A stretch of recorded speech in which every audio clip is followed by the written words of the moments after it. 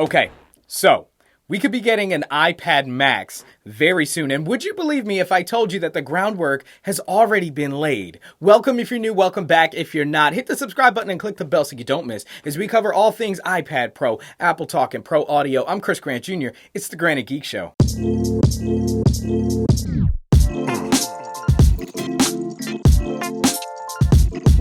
Okay, so if the iPad Air is now targeted for pros, then why do we need the iPad Pro again? Yes, this is exactly what Katie McDonald said in an interview with Brian Tong. I'll leave the link down in the description below when it came to the performance of the iPad Air and what audience it was targeted for. She says it was for iPad customers with the highest performance expectations. And this is obviously confusing because traditionally, if you wanted the best performing iPad, you couldn't go with the mini or the regular or the Air even. You had to go with the iPad Pro, which was in the 11-inch version and the 12.9-inch version. But here we have it clear as day. The iPad Air is targeted for students and creators, at least for the foreseeable future. I'm not sure that we're even going to get a new iPad Pro this year, and I think that would track with Apple's traditional release cycle for the iPad. But this could turn out to be a really good thing, as again, I think Apple is gearing up to release an iPad Max. Now, before we get to the evidence on the iPad Max, let's talk about model names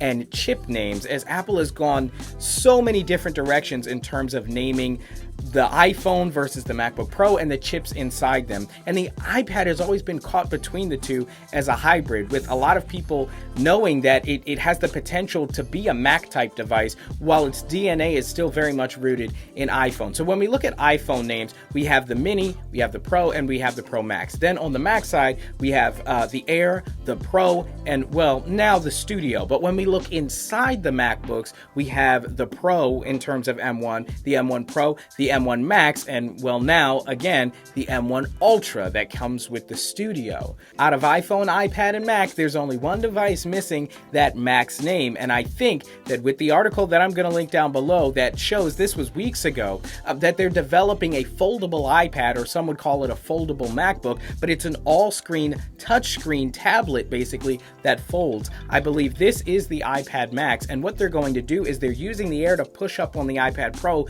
not just in terms of features and specs, but well, yeah, features and specs. It's very much like the 11-inch iPad Pro. So I'm gonna put a graphic up on the screen to illustrate what I'm saying. You would start with the Mini, then to the iPad regular, then the Air would be your first entry into kind of the Pro level of iPad. Then the Pro would only be the 12.9-inch version of the iPad, and then we would have the Max, which would not only be Max in processing power, but Max in screen size as well, coming in at nearly 20 inches. I think this makes perfect sense, especially if they don't release a new iPad Pro this year, which I've maintained since the last one came out, and I think it tracks with Apple's typical release cycle of iPads. We had the first one coming out in 2015, and we didn't see another one until 2 years later, but it wasn't a redesign. So then they had to do a redesign the following year in 2018, and that's where we have this design, right? The flatted, rounded, cornered edges iPad look. And then 2 years later, we got another iPad, but it wasn't a redesign. So what did they do? The following year, 2021,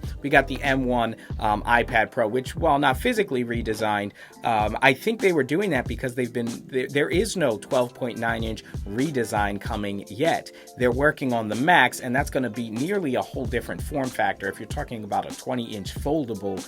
And so they haven't changed the form factor for 3 generations now of the iPad Pro 12.9-inch. So I don't have any dates on this. This is a combination of what I've heard in terms of Apple's philosophy and in terms of thinking about the iPad Air and iPad in general. Also with the leaks of the 20-inch foldable MacBook Pro, basically iPad, and some of the naming that we've heard from iPhone and Mac. So jumbling all that together, mark my words, if it comes true, we could be seeing an iPad Max in the next couple of years. So let me know what you think down in the comment section below. Give this video a like if you like the content, if you like the way my mind works, I guess. And also click the bell so you don't miss, as once again, we cover all things iPad Pro, Apple Talk, and Pro Audio. I'm Chris Grant Jr. It's the Granite Geek Show.